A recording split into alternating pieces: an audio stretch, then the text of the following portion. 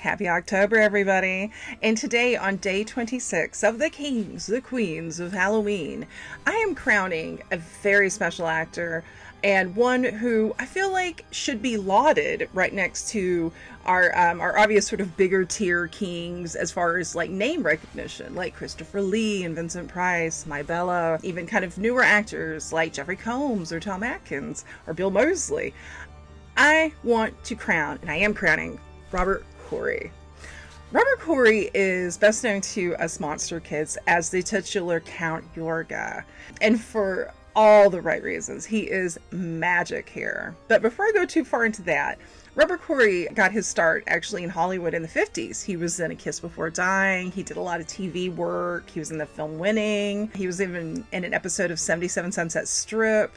But in 1970, he took on the title role of Count Yorga, which he actually only agreed to do if they toned down the sexuality of the film, because it was originally going to be a much more like sexploitation type horror, but it's still a very sensual film. But that was a smart decision on his part, because instead of having just sort of full-on sexploitation a go-go, which there's nothing wrong with that, by the way, but in this case, this was all the right moves. Count Yorga Vampire is, I think, one of the best horror films of the 70s. It's certainly one of my favorite vampire films and horror, and so much of that is because of Robert Quarry. Robert Quarry brings a quiet menace in parts.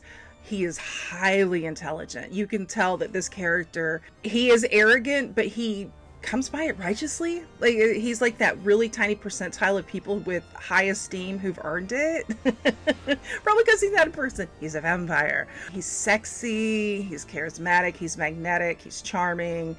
He just brings all of these flavors, and I think that's really the hardest part when people play vampires, is to be able to have the menace, the magnetism. Even in the sequel, when you get Return of Count Yorga, which is also great, there's even a little bit of sensitivity. He brings an immense depth to this role, and in fact, that's kind of just what Robert Quarry did. He brought something interesting to the table with every performance, whether it was as the racist gangster villain of Sugar Hill, which is a great movie.